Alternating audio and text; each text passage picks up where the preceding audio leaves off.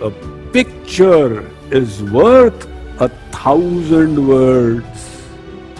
So an image is always more powerful. And as a self-transformation tool, you can use it. The power of visualization was graphically revealed by a testimonial of one Russian Jew called Nathan Sharansky. He was a Jew living in communist Russia, and he was accused of being an American spy and thrown into jail.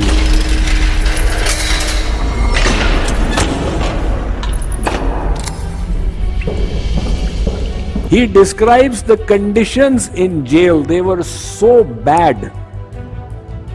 For 400 days, he was in the Siberian jail, the worst of them all. His prison cell was 4 feet by 3 feet, where he used to live. Now, in such a place, your body will start deteriorating for lack of exercise, and the brain will also start deteriorating. So he had this will to remain all right. Of course, for his body he would do anti-gravity exercises. But what to do for the brain? As a child he was fond of chess. He said, I will play chess in the mind. Now you keep 64 squares in the mind, naturally it will be a big gymnastics. So every day he used to play chess in his mind. And with whom to play? So he would say, why not play with the world champion? Check. The world champion in those days, his name was Garry Kasparov. So he used to play with Garry Kasparov in the mind. He stayed in jail for 12 years. After 12 years, when Bill Clinton became the president of USA, he made an appeal to the Russian government, and the Russian government released him. He went out of jail and he went to live in Israel, where he became a cabinet minister. Now Garry Kasparov, he came on a visit to Israel. These grandmasters and world champions played demonstration matches. In the demonstration match, they will take on 5 players at a time or 40 players at a time. Now on this day, Garry Kasparov was playing against 5, 1 against 5. He defeated 4 of them, but he lost to one person. And the person whom he lost to was Nathan Sharansky. The reporters asked him, Sir, how did you defeat the world chess champion? You are not a grandmaster or anything of the sort. He said, for 12 into 365 days, I was defeating him every day in my mind. So I had got programmed to defeat him was the most natural thing for me. Like as you keep typing, it becomes natural for you.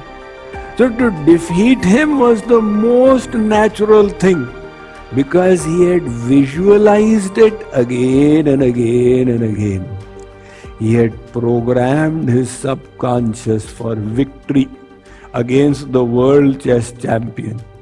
That was the power of visualization. Now people are used to making New Year resolutions. I will get up at 5 o'clock every day. I will do this, I will not do that. They write the New Year resolution in their diary and then they close the diary. So those words which you wrote, within a few days they have slipped out. And the whole year passes by. Next New Year again you remember, oh, New Year resolution. One person went to the gym on 3rd of January. He found the whole parking lot was jam-packed. He had to wait 10 minutes for an empty spot. And when he went into the gym, in front of every machine there was a queue. He asked the gym manager, "What's going on? Are you running out of space?" The gym manager said, "Sir, these are the New Year resolution people. You wait for 10 days, everything will be back to normal." The same New Year resolution, if you had made it with images, you visualize every day in the morning at 6, I'm going to the gym and I'm doing yoga or whatever, and kept that image for 1 minute, you would not have forgotten it. Again, the sports arena, they utilize the power of visualization.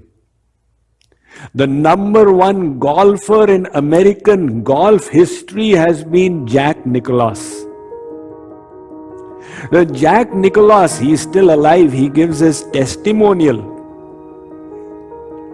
He says, "I never hit the ball before properly visualizing the whole terrain and the track, and the ball in flight from the club and flying through the air and rolling into it." So he knows that if the conscious mind is to control the musculoskeletal system, it will be an impossible task. Itni to buddhi nahi hai. But if the subconscious can come into play, then things will become automatic. So he first holds the image within himself and then goes for it. The sports people realize that. One sports psychologist, John Murray in Florida, he has coached many Olympic champions. So he says, when you want to serve the ball in tennis, you first visualize the ball in flight going and hold that image, which corner of the court you want to see the ball landing, and then you throw the ball and hit it.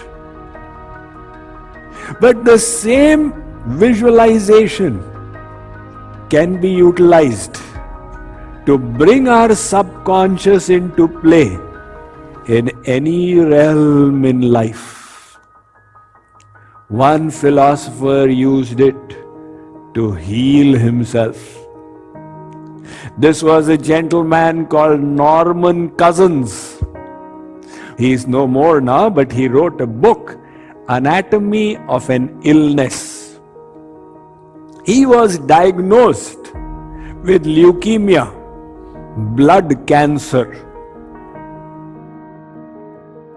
He said, I will tap into the power of my mind. This is mind over matter. He is using the power of thoughts to heal the body. He describes his meditation. He describes that daily he would sit and meditate, that millions upon millions of WBCs, white blood corpuscles in his blood, they are going and attacking these cancer cells and eating them up and finishing them up. So he would do it every day, visualize it. That visualization went straight to the subconscious, which changed his bodily processes, and his leukemia went into remission. He continued to live for another 20 years through that power of visualization.